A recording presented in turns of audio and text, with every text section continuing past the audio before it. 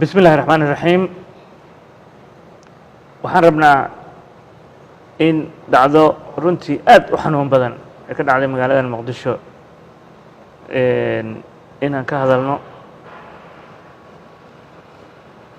xalay saqdi dhexe waqtigii 4 aroornimo ayaa waxaa dhacday muwaadin Soomaaliyeed oo gabar ah Qadre Maxamuud inay tagtay goob caafimaad ee degmada Xamar Jajab una tagtay fool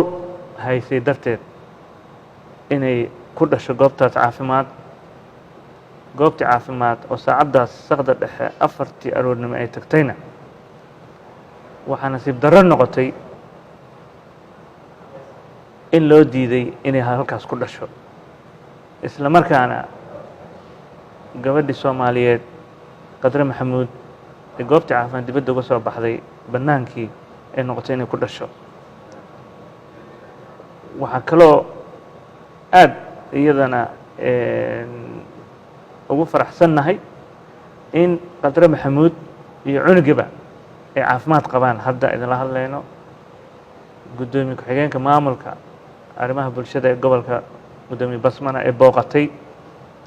si ay ugu koorgasho xaaladda gabadhaas ay ku sugan tahay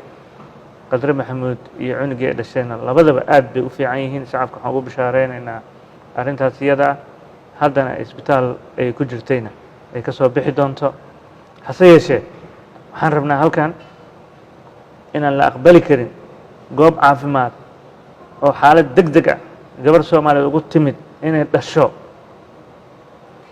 in loo ogolaan waayo inay xaqaas oo hesho arrintan waa arrin fal dambiyeed meelna looga dhacay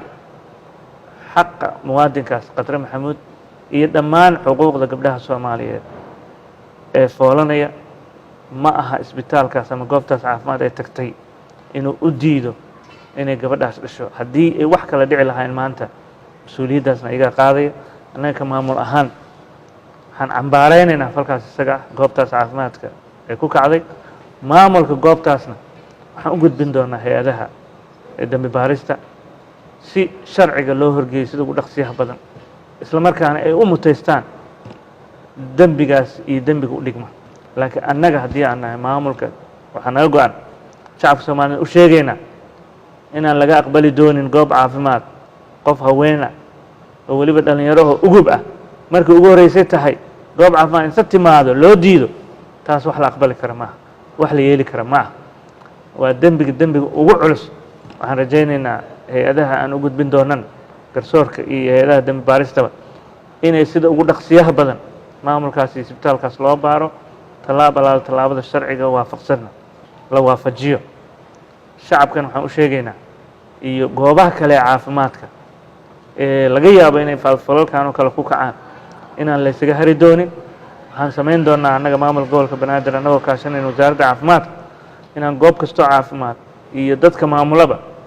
shuruucda ay ku shaqeeyaan iyo nidaamka sidii loo waafajin lahaa oo falka noocan oo kale looga hortegi lahaa ayaan ka wada shaqayn doonaa waa mahadsantihiin